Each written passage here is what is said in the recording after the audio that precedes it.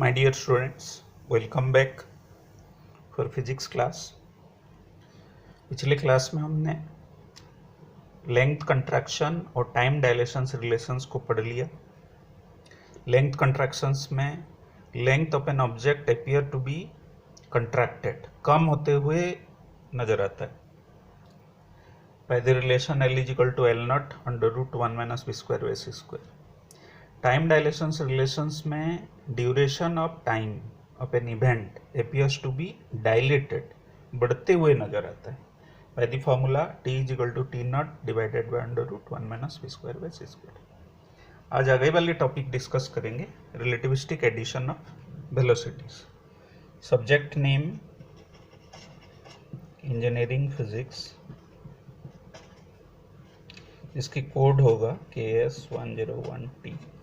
जो module name है वो है रिलेटिविस्टिक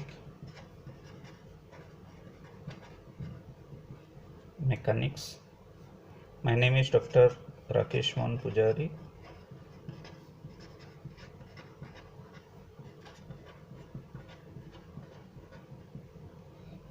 और जो टॉपिक है आज, जो टॉपिक हम डिस्कस करेंगे वो होगा रिलेटिविस्टिक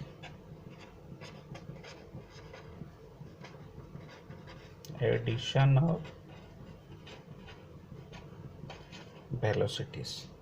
और CO कोर सब्जेक्टिव आप जानते हैं, solve the classical and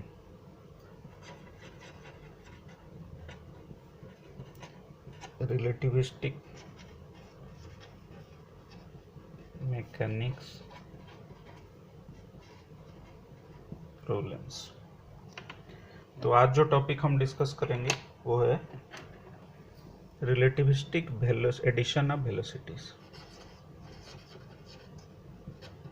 relativistic addition of velocities.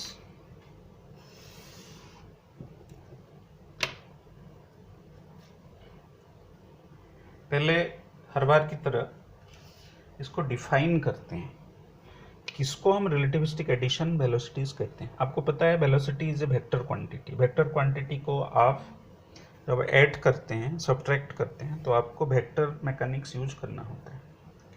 तो रिलेटिविटी में भी दो वेलोसिटीज को जब जोड़ते हैं तो एक सर्टेन फॉर्मूला की तरह उसको जोड़ सकते हैं। तो इसको हम डिफाइन करेंगे पहले कि when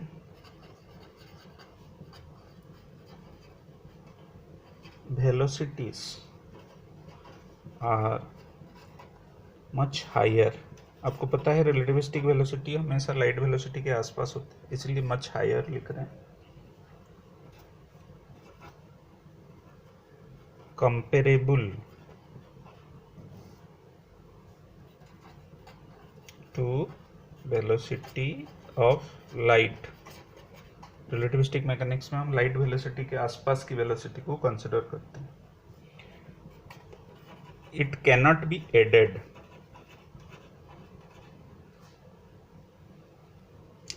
as in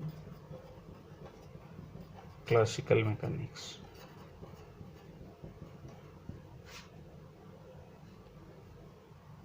Rather, Lorentz transformation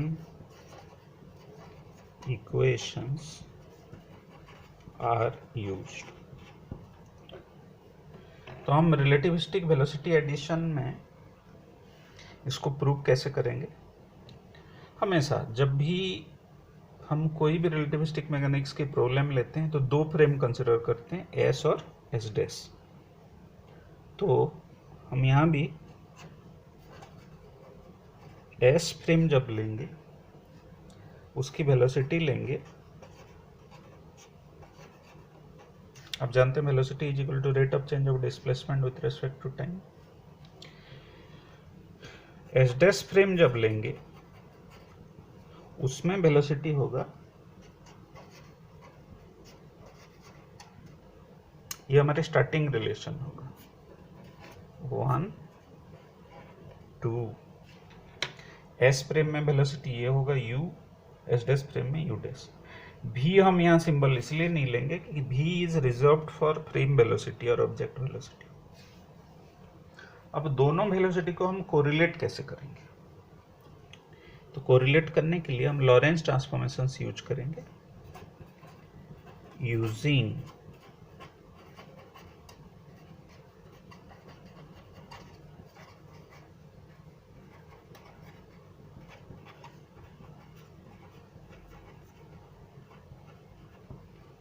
Lawrence transformations equations, जो आपके पोजीशन होगा x dash is equal to x minus v t 1 minus B square by C square. आपको पता है रिलेशन लॉरेंस ट्रांसफॉर्मेशन इक्वेशन की। टी डैश हो जाएगा t minus x v by C square 1 minus B square by C square. अब ये दोनों relations को इक्वेशन 2 में हम यूज करेंगे।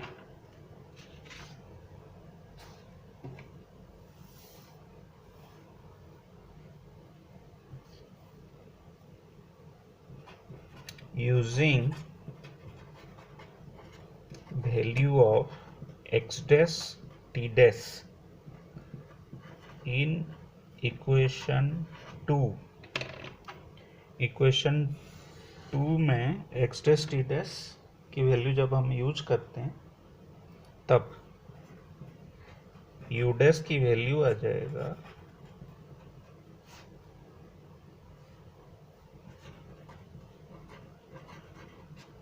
D x dash d x minus v d t हो जाएगा, डेरिवेटिव हमने ले लिया।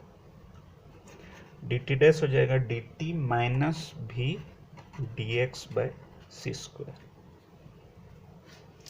इसमें 1 minus B square by c square under root दोनों न्यूमरेटर डिनोमिनेटर से कैंसिल हो गए।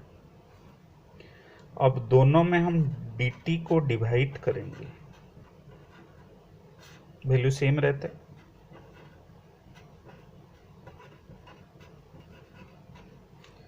हमने क्या किया, डिवाइडिंग dt,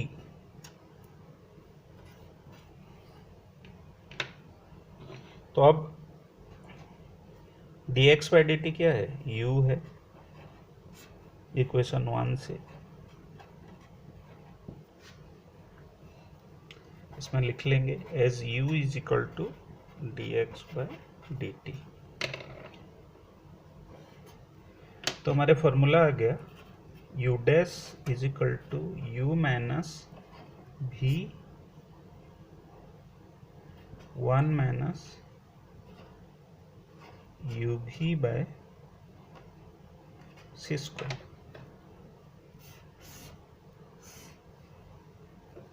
ये हो गया लॉरेंज वेलोसिटी एडिशन रिलेशन। इसमें हम लिख सकते हैं similarly we can derive u is equal to u dash plus v 1 plus u dash v by C square. ये रिलेशंस कहाँ से आया?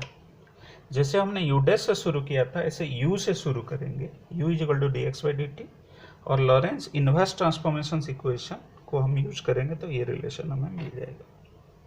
तो एग्जाम में दोनों अलग अलग डिराइव करने की जरूरत नहीं है, अब एक डिराइव करके सिमिलरली लिख के दूसरा आप लिख सकते हैं। तो हमारे पास दोनों इक्वेशन आ गया। This is velocity addition relation. S frame की वेलोसिटी पता है तो एस डैश फ्रेम की वेलोसिटी डिराइव कर सकते हैं, एस डैश फ्रेम की वेलोसिटी पता है तो एस फ्रेम की वेलोसिटी आप डिराइव कर सकते हैं। So these are the two relations. जैसे हमने टाइम डायलेशंस में एक वेरिफिकेशंस किया था, इसको भी हम वेरिफिकेशंस करेंगे। तो हम यहाँ क्या वेरीफाई करेंगे, consistency. Second postulate of Einstein using velocity addition principle. इसका मतलब है गैलीलियन ट्रांसफॉर्मेशन इक्वेशन में हमने देखा कि वेलोसिटी ऑफ लाइट जो कांस्टेंट रहनी चाहिए वो चेंज हो रहा है।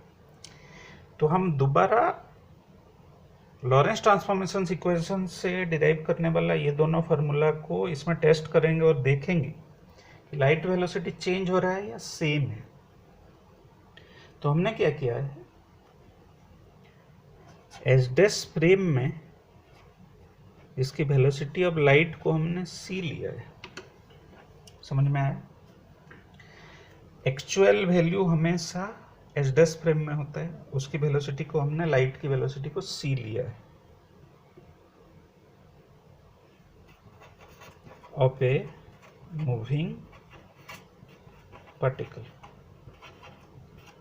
हमें क्या डिराइव करना है, हमें u की वैल्यू डिराइव करना है।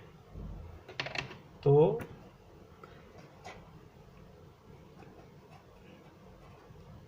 एस फ्रेम में जो लाइट वेलोसिटी, जो वैल्यू ऑफ वेलोसिटी होगा u होगा।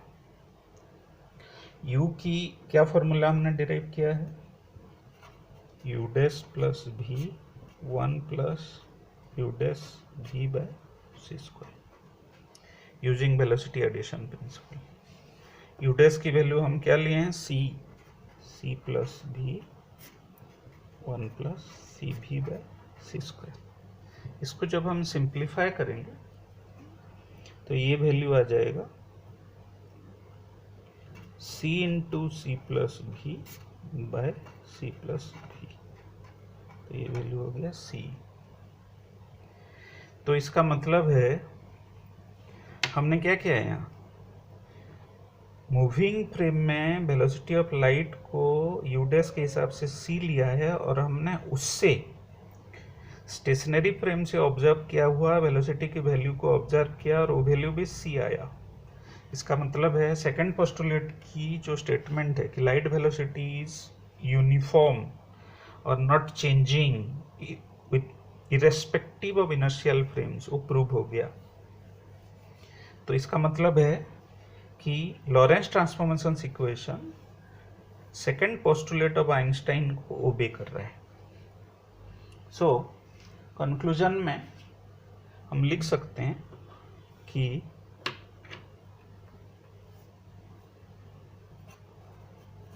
Velocity of light is same in all inertial frames. ये है कंक्लूजन। तो आज हमने रिलेटिविस्टिक एडिशन ऑफ वेलोसिटीज पढ़ा और उससे सेकंड पोस्टुलेट को हमने प्रूव भी किया। अब नेक्स्ट क्लास में हम variations of mass with velocity को डिस्कस करेंगे। तब तक आप इसको नोट्स बना लीजिए, अच्छी तरीके से इसको प्रैक्टिस कर लीजिए और आगे टॉपिक फिर उसी हिसाब से आप समझ पाएंगे। आपको पता है कि रिलेटिविस्टिक मैकेनिक्स में आगे वाले टॉपिक पीछे वाले टॉपिक नहीं समझ पाएंगे तो आगे वाले टॉपिक नहीं डिराइव कर सकते, क्योंकि सभी में पिछले टॉपिक की जो इक्वेशंस है वो यूज हो रहे हैं। धन्यवाद।